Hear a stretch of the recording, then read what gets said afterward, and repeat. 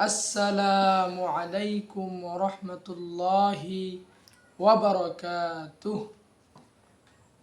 সম্মানিত ধর্মপ্রাণ মুসলমান ভাই ও বোনদের উদ্দেশ্যে আজকে আমরা একটি মুস্তাজাবুদ দাওয়ার চ্যানেল থেকে একটি গুরুত্বপূর্ণ আমল নিয়ে আসছি।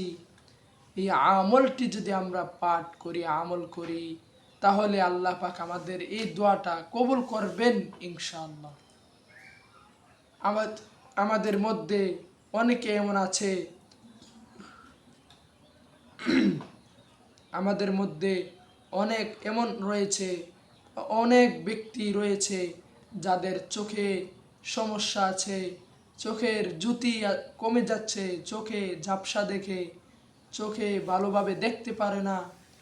তাদের জন্য আজকে এই দোয়ার ফজিলত আল্লাহ পাক রব্বুল আলামিন অনেক বৃদ্ধি করে দিয়েছেন। পূর্বে যত উলিয়া ছিলেন, যত আলেম ছিলেন, তারা এই দোয়াটি বেশি বেশি পাঠ করতেন।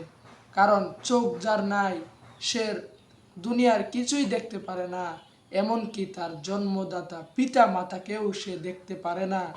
এই জন্য আমাদের চোখ হচ্ছে অনেক ফজিলতপূর্ণ একটি নিয়ামত।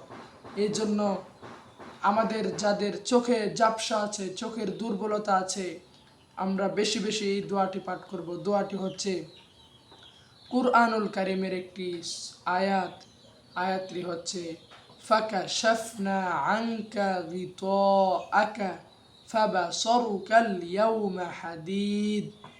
আবার বলছি, আপনারা আমার সাথে পড়ুন, ফাকাশাফনা আনকা গিতাআকা ফাবাসারুকাল ইয়াউমা হাদীদ।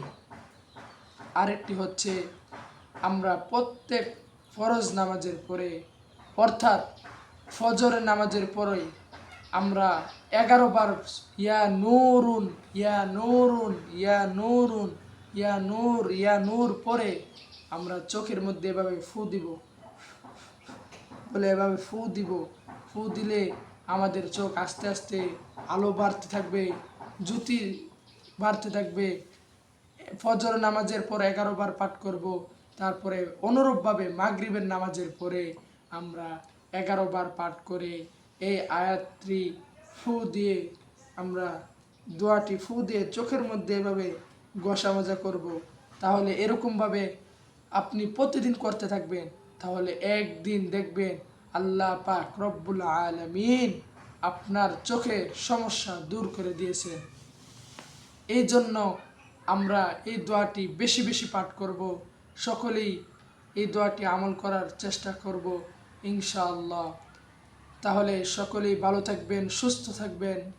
আল্লাহ হাফেজ। আসসালামু আলাইকুম রহমতুল্লাহি ওয়া বারাকাতুহু।